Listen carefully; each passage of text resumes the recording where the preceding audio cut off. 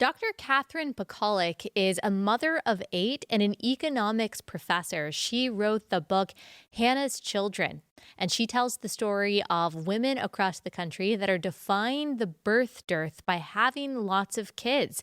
She's looked at this from all different kinds of angles, scientifically, economically, morally, and spiritually. The conclusions that she has walked away with are just amazing and I think really compelling for everyone, but especially those of you out there who are considering whether or not to have more children. You guys are going to love this conversation. It's brought to you by our friends at Good Ranchers. Go to go.goodranchers.com/Allie, code Allie, go.goodranchers.com/Allie.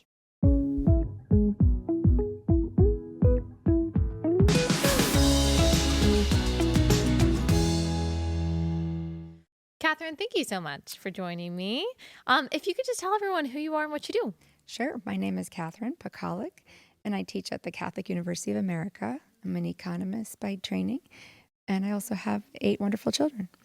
You know, that's a funny combination to some people because a lot of people cite economics as the reason for not having a lot of kids. And yet right. you have written this book, which basically makes the case for having a lot of kids. It's called Hannah's Children. And as we'll talk about, it's even been reviewed by the New Yorker. So let's just start with your book, why you wrote it, what it's about. Sure. Well, I wrote my book because as an economist, I've been, like many economists, studying birth rates because birth rates feed into the labor force, right? Who is available to work in a country? So just in my training as an economist, I was aware of the fact that people are worried about falling birth rates. But meanwhile, in my personal life, I knew many people in my church and other churches who have welcomed, sizable families. And I thought, is there something we can learn from these kind of unusual families all around the country?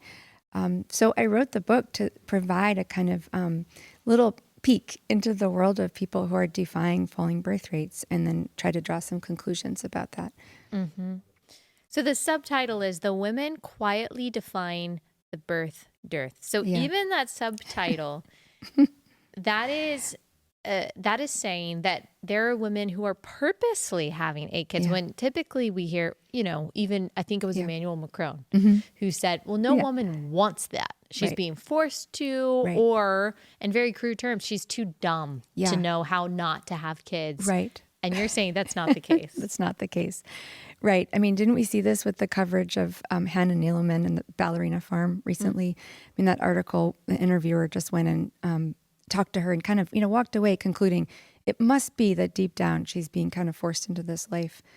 So no, I went out to talk to people who said their family sizes were purposeful and to find out what their purposes were. And what did you find out? Yeah, I found out that by and large, these purposes are connected to being women of faith. I like to sum it up as saying there are all these women who believe that children are expressions of God's goodness, the purpose of their marriages, and blessings from God in the most old-fashioned sense. Right. And we hear a lot that if women were more educated, they would have fewer children. Yeah. These women who you're saying, they trust God with their childbearing, therefore they're having children.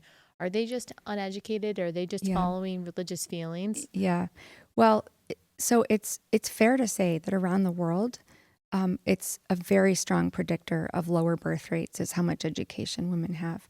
So, of course, that was a question I had. That's why I was really looking to find women who are college educated, not because I think college education is a great norm for human society, but because I was looking for people who kind of beat the odds or defied that norm.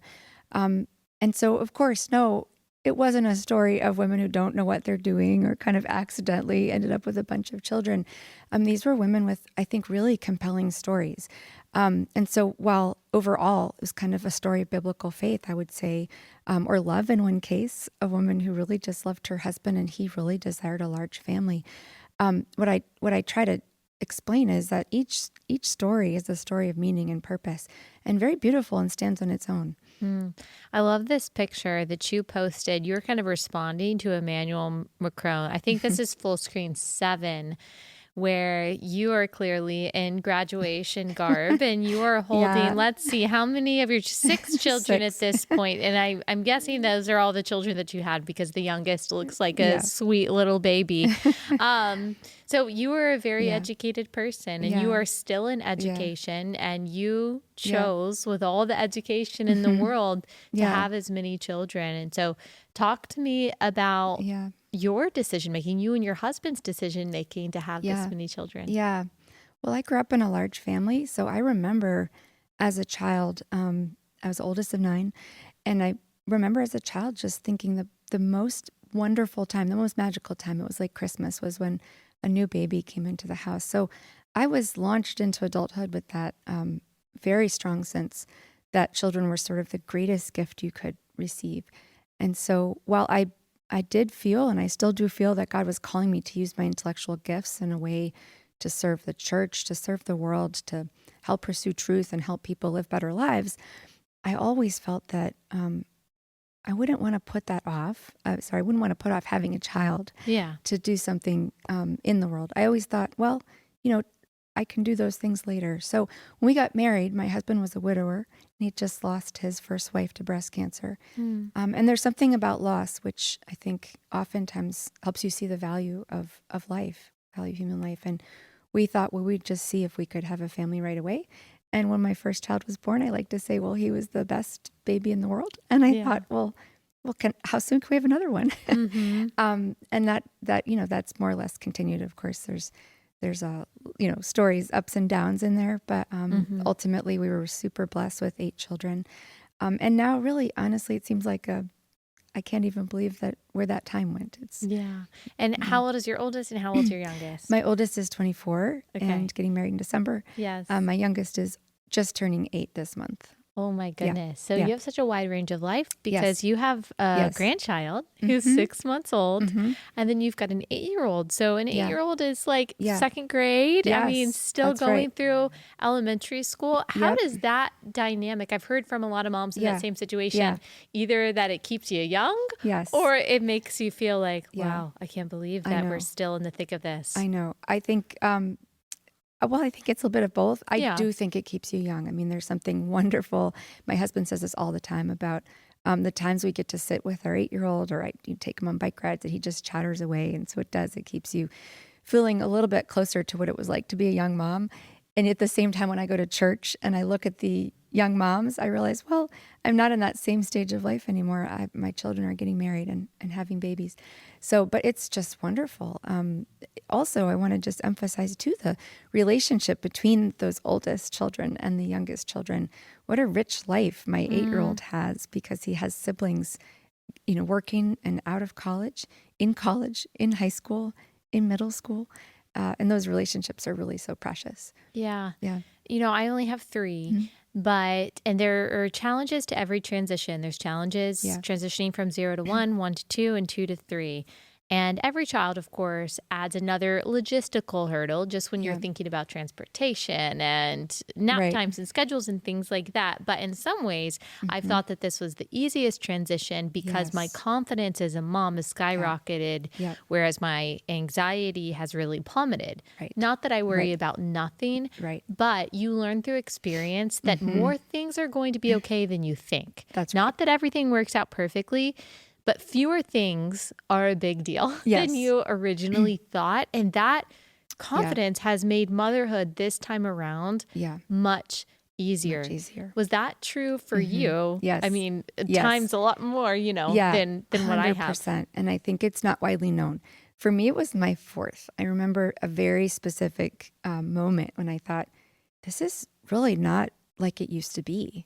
You're kind of waiting for the shoe to drop or something. And, a couple months in thinking there's no shoe dropping. My life hasn't changed and I'm just enjoying this baby. She was my first girl. So it's goodness. It's really special. But I think that's been, at least among the women I talked to and studied, was really common. And because it's not widely known, you worry if we don't share that truth with people, they may stop when it's still so anxiety producing, when they might have enjoyed knowing that, it gets easier. It does get easier.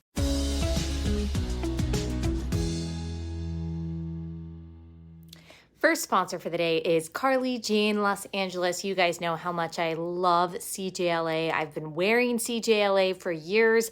It's just so comfortable, so versatile, so classic. I still have pieces that I bought from CJLA 5 years ago. That's the beauty of all of their pieces. They last you through so many seasons of life, as well as so many seasons of the year. Get yourself a capsule from Carly Jean Los Angeles. Mix and match those pieces. You'll be good to go all year long and beyond. Plus, this is a company that shares our same values, so you can feel really good about sending your money there. Go to carlyjeanlosangeles.com. Use promo code AllieB for 20% off your next order. That's carlyjeanlosangeles.com, code AllieB.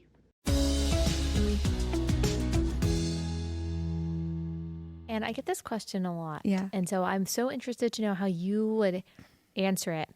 The question is, how do I know when to stop having babies? Start is one thing. That's maybe an easier question to answer. Right. But stop is another. What would you tell someone? What would I tell someone? I guess I would say right off the bat, keep the door open. Don't stop. Don't close the door forever.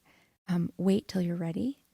But I think the culture has really pushed us to have this idea that we can know fully, but we know that our hearts change and that God speaks to our hearts at different times in life. Your capacity to have a baby is limited. It's fleeting. And we know so many cases and so many cases of hardship. So it's a great gift to be able to receive life. And if you're not ready today, you might never be ready again, in which case you'll look back and you'll say, well, that's when I was done. But what I heard from so many people was how much you change. And you can think today you're done. And I know I've been there where you think, okay, never again. That was too hard, never again. But then time passes. And, so the main thing I would say is to keep the door a little bit open. Yeah. And not to make permanent decisions of being done. Yeah. Just to be, a little vulnerable. I had 3 really hard births. Yeah. And my first and third postpartum were really hard. Yeah. My second, I don't even know why. It just wasn't. It was fine. But my first and third postpartum is really hard for different reasons. Yeah. Physically hard, emotionally, just a lot of different things going on. And for the past year, my husband and I have been like, we're good. We've got these 3 healthy babies. We're good. And just the thought of putting my body through it again. Because it was real, and it wasn't just, oh, that was hard, that was scary, I don't want to go through something hard again. It was like real physical distress. I'm like, I don't want to do that again. Right. And then it's just, even though, that's not, we don't know yet. Basically, we don't know if we're done. But I will say, you already, after being a year postpartum, you feel your heart start to open a little bit. Like, well, Maybe in another few years. Maybe one day. Maybe one day. Whereas, it's so closed off. And I think there's even something hormonally about that where your body is telling you for that first year, we're good right now. Right. And then as the hormones start to change, it's, God's way of, creating the mechanics of your body to say, well, it might not be so bad at some point. Yeah. But I do wonder how many women make permanent decisions when they're in the thick of postpartum, thinking I can never do this because you're sleepless, your body hurts. Yes. But then you've made this permanent decision, and maybe a year or 2 or 3 years later, you're thinking, gosh, I actually could do it again. Right. Right. Or financial circumstances change, or whatever the thing that seemed too much at the time. Yeah. And that to me seems like a simple way to give it to God and to say, God changes us, and He changes our opportunities and our capacities, actually. So I think that's a beautiful, simple idea, just not to make a permanent decision. But the doctors and the medical industry, they do really push us. They do. Especially in a vulnerable moment. Like we know many women are offered permanent solutions right after having a baby. Yeah. I think that's the worst time to be making a permanent decision. Oh, yeah. I remember my doctor, after my first, I had 2 C-sections, and then I had a VBAC after the 2 C-sections. And I remember my doctor, who pushed me into a very unnecessary C-section. I remember asking him, well, what if I want more? And he said, well, I really don't recommend more than 3 C-sections, but who has more than 3 kids anyway? I was like, what? Excuse me? Right. I thought that was such an odd thing to say. Yeah. Even if that's true that a woman doesn't want more than three, Right. who are you, you to give them that kind of limitation? And That's so right. you're That's right. right. Even women who get pregnant with twins or triplets are very often pressured to do a selective reduction and kill That's one of right. their babies in the womb. Yeah. We live in such an anti-natalist society. That's right. That's right. I think that's 100% right. And it's these little, it happens in little ways, right? You're not going to go out to lunch and have somebody just, talk to you about how it's terrible to have kids. Okay, it happens sometimes. But it's these little things that we don't even notice, right? Being encouraged to decide when you're done. I mean, I would say, how many times have I been asked if I was done? Right? Because people see 4, they see 5, and they go, oh, aren't you done? Well, in a sense, isn't that pretty personal? Isn't that between me and my husband and God? But they want to know as if it's really fascinating to them. Well, they know they're done, and how come you don't know that you're done? So I think these are all little ways in which the culture is pretty antinatalist. Yeah. You mentioned that you went to school and you worked even as you had children. Can you talk through what those seasons looked like? Because there are such different seasons and different stages of motherhood. And how did you decide what your work and education looked like as you were raising these kids? Yeah. I'm glad you said seasons. I think when I talk to young women, I think that's the thing that you really want to stress is that I think we're, as women, made for seasons. Our bodies are cyclical and seasonal, right? And so, I think that's right. For me, when I was having my babies, when, they were coming more close together, my last couple were spread out, I was still a student. And so it's a kind of work, but it's not a kind of work where there are close deadlines and, hours that you have to be in the office. So looking back, you might say that for my first 6 children, like when you saw that picture, that was kind of very part-time work. Yeah. Right.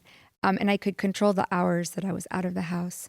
And I could lean into the seasons of my children too, right? So when you have a baby and you're nursing and you're kind of close to home a lot. And then was my last couple kids, I was working as a college teacher. And for me, it's been important to have a job where I could do much of my work from home when my kids were little. And I'm blessed to be able to do that. My husband also is a college teacher, and so he also works from home, and we can sort of trade off hours. Yeah. So, I mean, those are big blessings that the kind of work that we do is pretty flexible. I was going to ask just how kind of you logistically managed that. Was it just kind of you and your husband trading hours and making it work? Yes, mostly. I mean, of course, we've had older children be babysitters from time to time, and occasionally we've always worked at colleges, so we've had college students come and help from time to time. But for us, that was the best decision for us, was to be with our kids, but to take turns. Yeah. Yeah, I think there is, especially in the Christian world, such a debate over stay-at-home mom versus working mom, as if they're these like two clean-cut black and white categories, as if you can't do both. And it's like moms who say have a professor job or a podcasting job, even if they spend a ton of time at home, are still considered working moms. Whereas, say, the mom who has an Etsy shop from home is considered a stay-at-home mom. But both might spend equal times with their kids. But we've kind of created these categories that makes women think it's all or nothing at any time. And that's, I don't know if throughout history that's necessarily what motherhood has looked like. No, I think motherhood has throughout history looked a lot like the kind of thing we're describing, a kind of, your children make demands on our time. But of course, women have always engaged in the enterprise of the home, whether it was their husband's occupation, their own occupation, making textiles or clothing at home, right? And I think it's maybe a byproduct of the Industrial Revolution, when we think that work involves going to a factory, and that we're kind of still struggling with this, but we're really in an economy now that doesn't look like that anymore. So we have this kind of odd dichotomy between there's work and there's home. And yet a lot of the work I do, I'm doing right with my kids in a sense, right? Exactly. My husband is also a college teacher. So what work looks like for us a lot is reading books. Yeah. And so actually, this is the life of our home, and it's almost the Yeah. family business. Yeah. Yeah. And there are certain jobs Yeah. and certain ways to work that are not really conducive to Correct. being present with kids. Correct. But not all work has to look like, as you said, that's right. going to a factory for 10 hours a day. That's right. Well, and that insight, I think, leads to the kind of thing that I think women in my stage of life, it's good to say to younger women, look, I mean, if you have choices when you're young and you want to have children, think about the kinds of options for your professional work, which will be flexible in that way that you could do partially from home. You could blend with your motherhood. It's, because of the way our modern life is and the culture, you have to plan for having children. Right? Mm-hmm. They aren't just going to be a part of life that we plan around, I think, like our grandmothers did.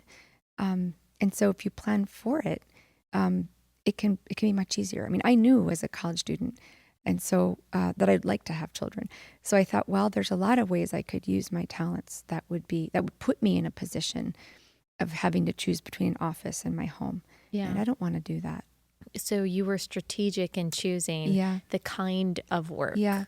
That would allow the flexibility, which is what I would say that too. Yeah, for sure. Yeah, exactly. Yeah. And there's nothing wrong with that. In fact, it's something that if we don't encourage each other to do it, nobody else will.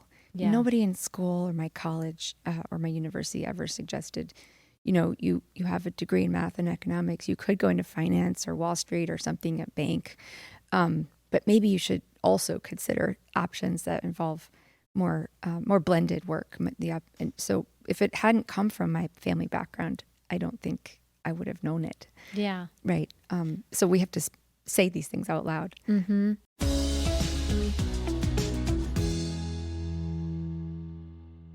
I love Adele Natural Cosmetics. I've been using them for a few years now, and it's really been a game changer for my skin. As you age, being moisturized gets more and more important, and that's why I love their Essential Cleanser, their Essential Moisturizer. I use it every day. Their oil-based cleanser has really changed the texture of my skin for the better. I also love their Blue Lagoon line. It's really luxurious. All of this is completely holistic, all natural products, and this is a company that is completely unashamed of their pro-life values, of their faith. They live it out in everything they make, everything they say, everything they do. So go to Adele Natural Cosmetics. You can use code Allie at checkout. You'll get 25% off your first time order. That's AdeleNaturalCosmetics.com, code Allie.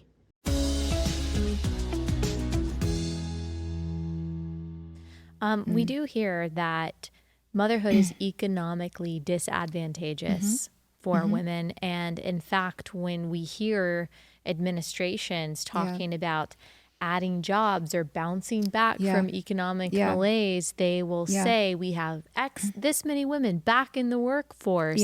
Or they'll talk about, so many women left the workforce during COVID as if it's, this horrible thing. But women working full time and either putting off motherhood or not being with their children is not necessarily a sign of economic health in a country, right? Right.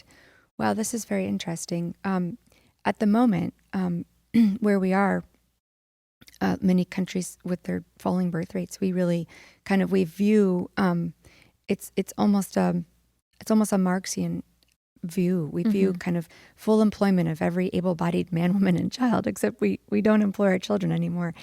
We'd like to have all the bodies, in the workforce.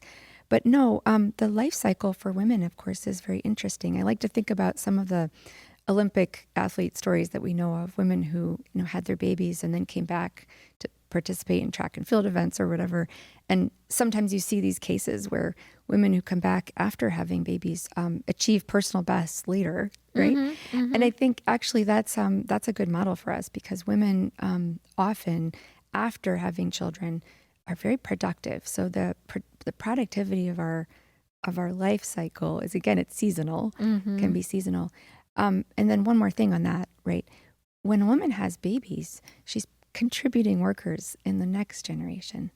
And so what we often see when we hear policymakers say talking about keeping women in the workforce or protecting women in the workforce, it's a little bit of a short-sighted vision, right? Right.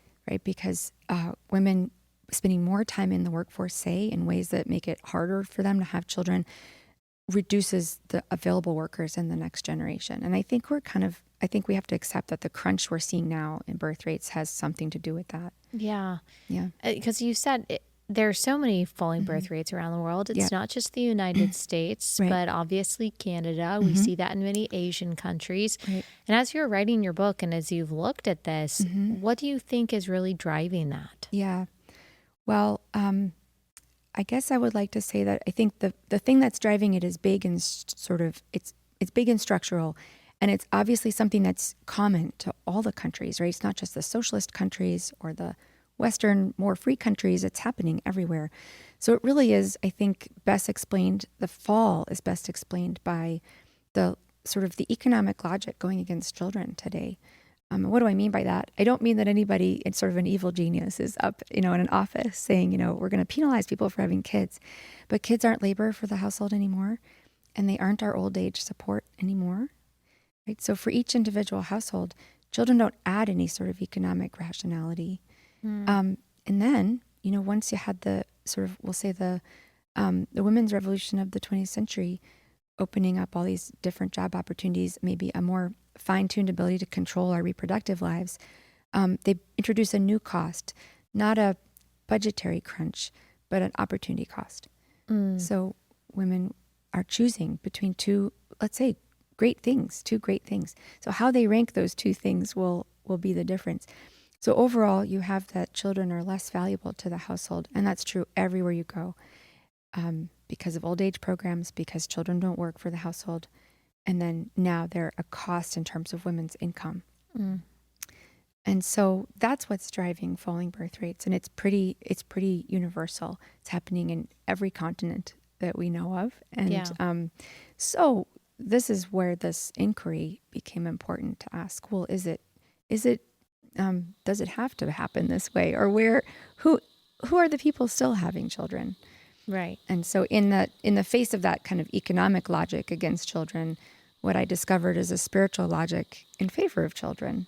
Yeah. And that's what I was going to ask. Is it possible to change the falling birth rates without a spiritual reawakening? Because you mentioned the spiritual aspects being the driving force between women or behind women having children. Well, I have to imagine that the increased secularism has also contributed to this antinatalist mentality, replacing kids with pets or with careers or whatever it is. So I just, because we're not going back to pre-industrial America where we're in an agricultural society where you need your kids, milling wheat for you and all of that stuff. Right, milking the cows. Yes. Most of us are going to live in the post-industrial world, unless you're someone like Hannah Nealman and you're living on a farm. Yeah. Most of us are still going to be, in this technological world where parents constantly feel overstimulated. Yeah. They constantly feel distracted. They constantly feel pulled in a million different directions. So it's hard for me to see how we're going to reverse that trend. That's right. Well, I think spiritual renewal is the reversal. I mean, I don't see another way.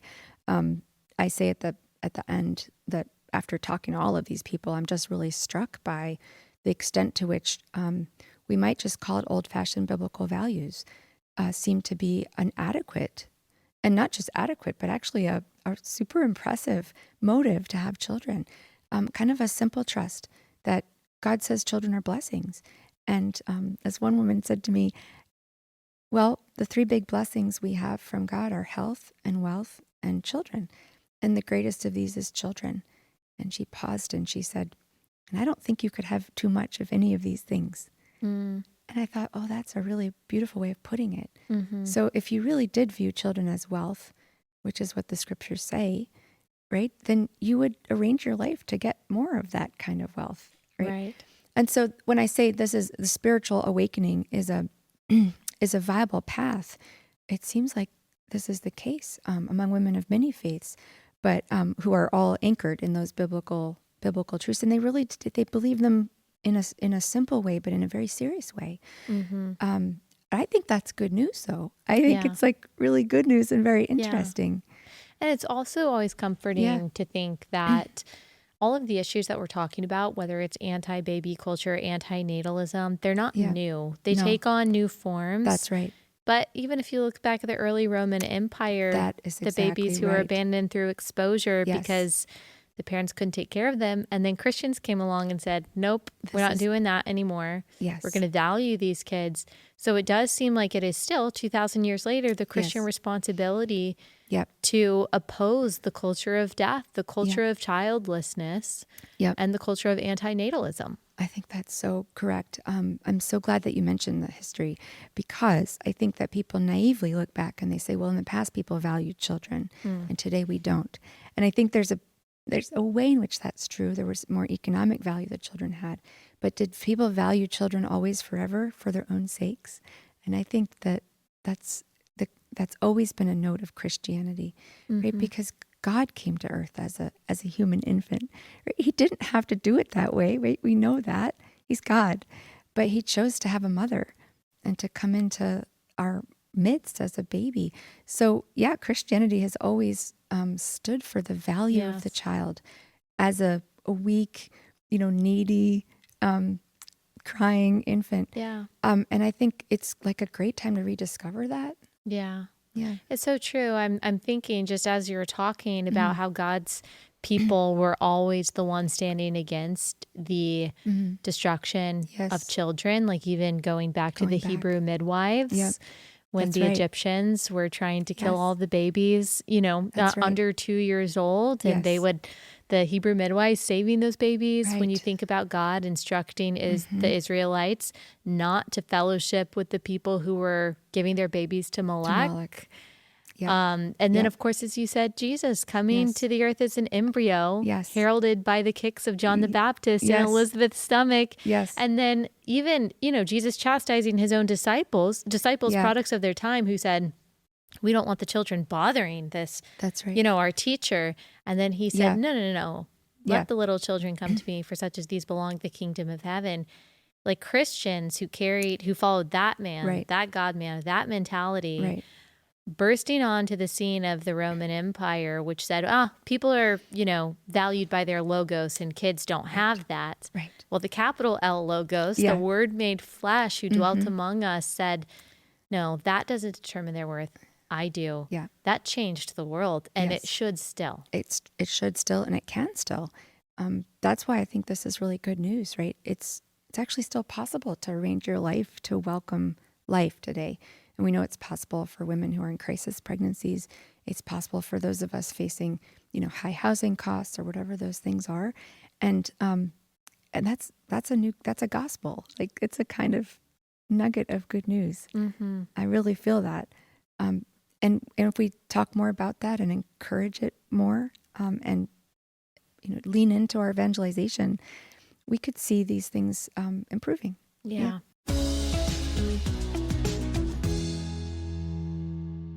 Okay, after years of eating Good Ranchers pretty much every day in the Stuckey home, I finally have my own Allie box. Let me tell you what's in it, because this is the stuff that we're eating all the time in our house. So in my box, you get 4 5-ounce chicken breasts, 2 1-pound ground beef patties, and 8 6-ounce Wagyu steaks, 2 18-ounce bone-in ribeyes. Okay, so that is my box. It's amazing. There's so much that you can make with this. This is all American meat. No matter what box you get, it's always going to be all American. It shows up on your front door on dry ice, vacuum sealed. It makes your life so much easier and healthier. If you go to goodranchers.com, actually go.goodranchers.com/Allie, you can get my box. You get $25 off any order that you make with my code Allie. Go to go.goodranchers.com/Allie, code Allie.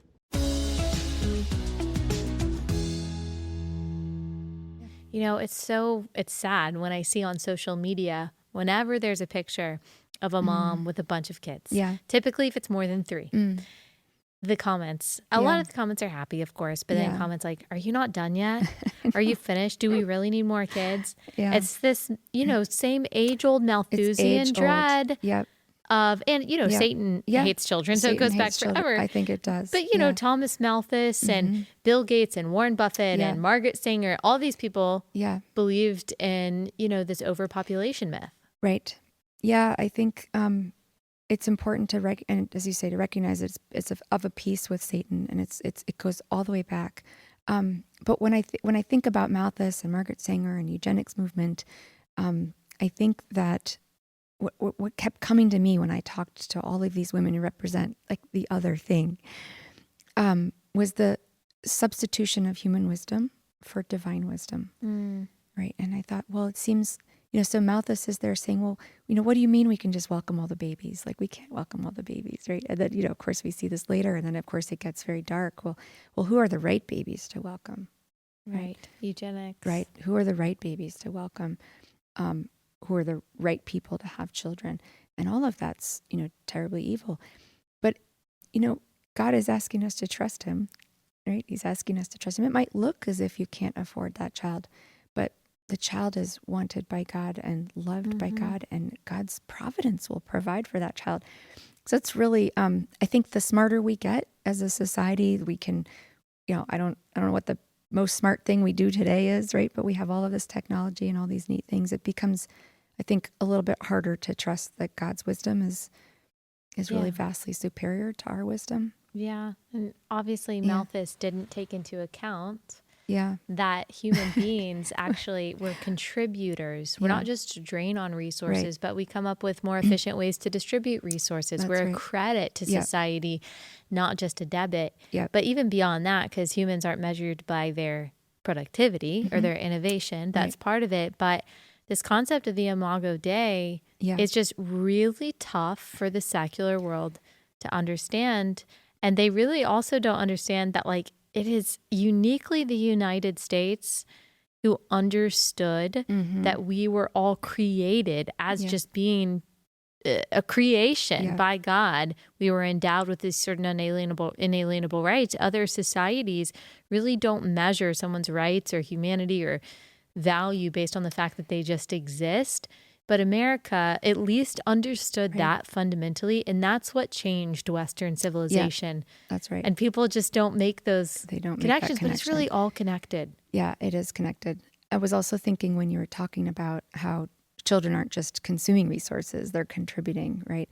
And one of the neatest things that I heard when I was talking to women was the way in which unexpectedly children didn't just bring, maybe arrive with what do they say, the proverb, children arrive with a loaf of bread under their arms. But that sometimes that loaf of bread or the way they contribute is also spiritual. So I heard all these stories of people welcoming babies, perhaps in unexpected times, and then discovering their babies brought, right, not just an augmentation of resources, but joy or healing for, spiritual, psychological healing. And that was something that really took my breath away. Not something I expected to hear. And it just kind of prodded me to this idea: what are we missing when we substitute our wisdom? This is what I can afford. This is what we can afford. This is how many children the country can have, right? When we substitute that idea, our wisdom, for God's wisdom, what are we missing? Yeah. A lot of people say, well, the reason why women aren't having children is because there's not paid maternal leave in the United States, or mandated paid maternal leave. Yeah. And we need more. We need paid maternal leave. We need baby bonuses. We need what's seen as kind of these pronatal policies. What are your thoughts on those things? Do they work? Well, they haven't really worked very well in the past. So countries have tried these for almost 40 years. Notably the countries like in Asia where the birth dearth has came sooner, countries in Europe, and so all over the place, of different types. They haven't worked well. There's not, to my knowledge, any example of a country that's meaningfully reversed its birth rates through baby bonuses or, other kinds of policies. That doesn't mean that some of these policies might not be good to implement. They might be family friendly, or they might be, good for people at a particular time and place. But they aren't going to be particularly useful for reversing the birth rate, because at least my research suggests it's the way people value children. It's the willingness to see the good of a child as bigger than all of those sort of personal costs and hardships, the ones we talked about earlier. They're real. They're tough. So what drives you? Yeah. So I guess, in an economic language, I would say it's like a question of demand. Women around the country having children against the odds or against the trend, I mean, they face a lot of the same costs as other women, right? So again, it might be a very good idea to implement some of these policies.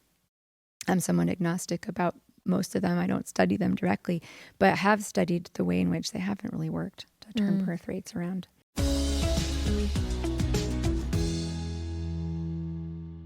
The thing that I look forward to every single morning is my coffee. I just like black coffee, and so it's got to taste really good without any sugars or creamers, and that's why I love 7 Weeks coffee. It's so high quality, the highest quality coffee that you can get. It's great tasting. We absolutely love it in our home, but my favorite thing about it is that this is a pro-life coffee company. It's called 7 Weeks Coffee because at 7 weeks gestation, that baby inside the womb is the size of a little coffee bean. They donate a portion of every sale to pro-life organizations. They've donated over $500,000 to pro-life organizations across the country. This is translated into saving thousands of lives by providing life-saving ultrasounds and other resources to pregnant moms in need. And so your coffee can actually serve a higher purpose. Plus, when you join their Heartbeat Club, you save every month on that coffee. And then when you use my code Allie, you also get an additional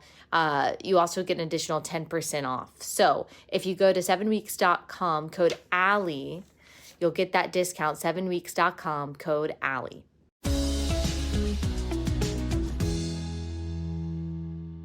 Do you think that childlessness is contributing to just, it seems like the explosion of dependence on SSRIs, especially among women, anxiety, depression, deaths of despair?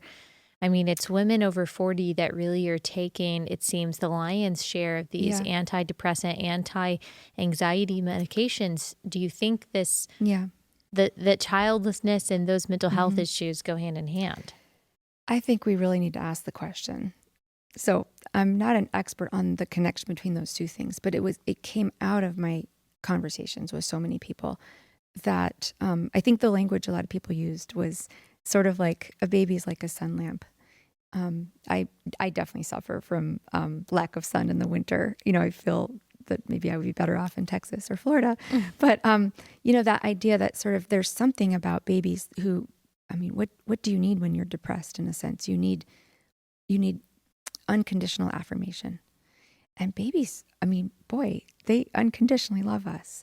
We're weak and we're not perfect moms and not perfect dads, but babies do. So, it's hard not to see those two trends as being certainly occurring at the same time. We've seen, and of course, there's other contributing factors. I certainly love the research by Jonathan Haidt on the smartphones and technology. I think there's multiple factors here, but I looked at my testimonies and I thought, wait a minute, what the women are saying is that they have lots of anecdotal evidence from their families that their children are a source of anti-anxiety, that their children are a source of peace and joy, especially for the people in their homes that are most likely to be struggling. So who we think about, like young teenagers who are, lacking confidence, struggling with acne for the first time, wondering if their friends still like them at school, and worse. Of course, I'm just touching the surface. And so I scratched my head and I thought, well, is anybody looking at this question? Yeah. And I don't think it's being looked at. So I think it's certainly worth asking. Yeah. Yeah. I think anytime we replace something with something lesser. Yeah. So we have a desire, and instead of fulfilling that desire with the object of our desire, we get a less thing. And C.S. Lewis talks about that and four loves. There are higher loves and there are lower loves. Like lust is not a replacement for love, even in marriage. That, hot and steamy romance that you feel at the very beginning, you literally can't, that cannot be sustained forever, or else you'll never eat or never sleep. It's replaced with something much deeper. All of our desire for heaven, to be Right. known, to be loved, to be fully seen, Right. that really can only be found in God. We're constantly looking for it Yeah. in the wrong places. Yeah. And I also see this in motherhood. I think that all of us, I mean, maybe there are some exceptions, but Yeah. generally speaking, Right. and I'm a mom of 3 girls and I have lots of nephews. And so I see the Yeah. differences with Yeah. my girls. Everything turns into a mommy daddy baby. It doesn't matter if it's 3 rocks. Everything is a mommy daddy baby. Whereas with my nephews, everything is a gun. Like, it's just so funny, the Yes, it's differences. true. But from such Yeah. a young age, it's caretaking, it's homemaking, Yeah. it's arranging. And I didn't teach them these things. They have plenty Right. of access to all kinds of toys and stuff. But I was like that too. Right. Loved dolls, loved, Yeah. arranging the families and Yeah. thinking about my wedding and all of this stuff Yeah. from such a young age. There is this mothering instinct in virtually every girl. Yeah. And either by choice or maybe just by the circumstances of their life, many women, probably more women than ever from, contrasting to our human history, they're not getting married and they're not having kids. But that mothering desire and instinct that you've had since being a baby doesn't go away. Yeah. And That's so right. you either acknowledge that and say, I don't have what I want, but I trust God, which I think is the best place to be when you're Right. disappointed, or you're suppressing that and you're saying, I don't even really want kids and I'm going to replace it with my career. I'm Right. going to replace it with my dog. Yeah. I'm going to replace it with myself and self-care. Yeah. And that's going to lead, I think, this is just personal opinion, Yeah. to depression Yeah. and anxiety, because nothing, and I think a lot of people don't realize they are channeling their natural mothering instinct into their dog, Yeah. and they don't think of it that way. Right. But I even remember that Yeah. before I had kids, like how Yeah. obsessed I was with my pets. And then my kids came Right. and I was like, to my cats, like, Yeah. I don't even care. Yep.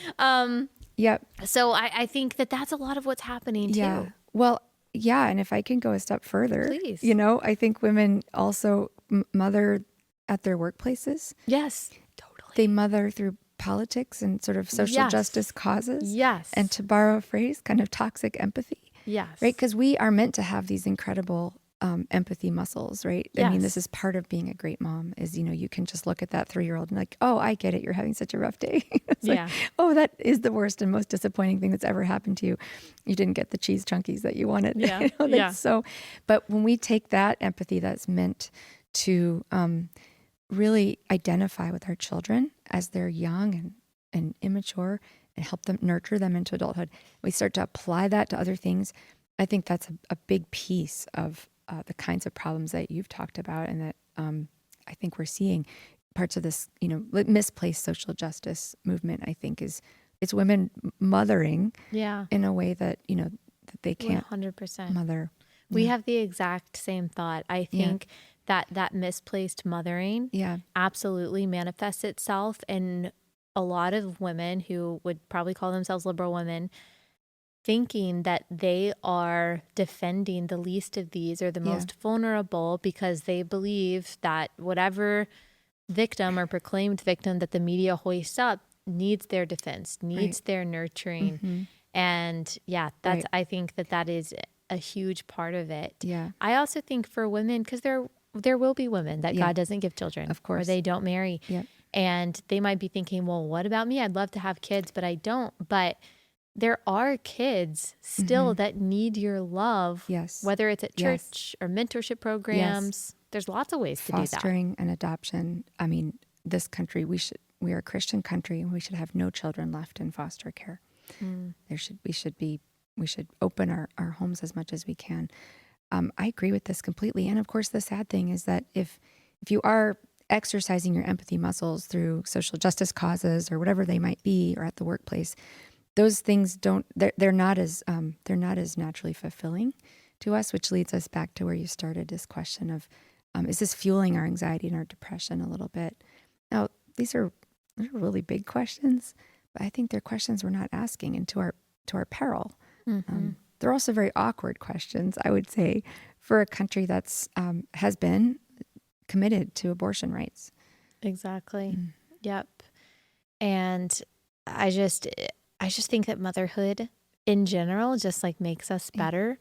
I have, before I had kids, worked in a lot of different kinds of jobs, but nothing has made me better at customer service or team building or management or time management or organization or communication or true compassion than having children. You got multiple personalities, sometimes competing against each other, sometimes in one child. Yes. And you are learning all day, every day, which battles to pick and, where to draw boundaries, how to solve problems, how to put out fires, and then also trying to make them into people that other people like. And it's a lot, but I feel like motherhood just matured me so incredibly much. I think I am so much better, so much more patient. So much kinder as a person and so much more understanding of so many different kinds of people since becoming a mom. And people don't think that, but it stretches you. It does. It stretches your mind, your ability to multitask in ways that it's just hard to even explain. Right. I certainly heard that. Early on, I used the language, I used to say, well, the moms talked about how their children rescued them from selfishness and individualism. And people said, well, that's kind of harsh. Like, are you saying people are selfish? And I said, well, this is what women said of themselves. What they said is, when I look back, I didn't know that I was selfish. And maybe it was a kind of accidental selfishness. I mean, you're just looking after yourself because that's all you have to do. And then when you have, all of these personalities and all the things you just described, all of a sudden you realize you actually have you can grow an incredible capacity to think about other people and still to get your needs met, because that's, kind of a multiplication of the loaves of the fishes, I think. But then you're so grateful, right? You look back and you go, wow, I really grew. I mean, because which of us doesn't long for growth experiences that are really quite positive? It's just that it's pretty scary to sign up for that. Yeah, absolutely. Right.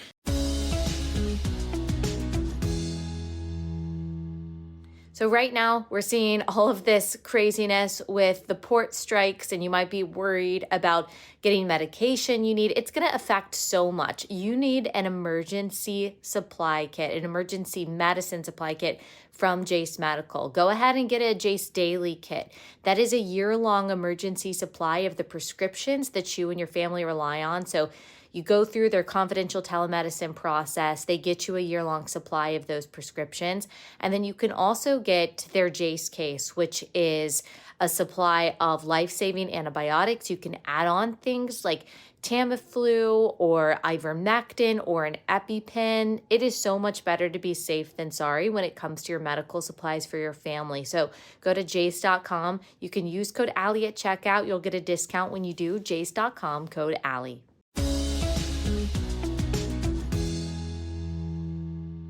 Were you surprised that the New Yorker reviewed your book and was, fairly positive considering the source? Yes. I was definitely surprised. I didn't know anything about it. I was teaching my classes and I got an email message that I didn't want to open until my class was over. And so, it was a big surprise. And I thought that the author was, very positive. And actually, I'll just say this loud and clear. She pulled some of my favorite quotes out of the book that nobody had yet pulled out of the book. And so I thought that was really wonderful. Yeah.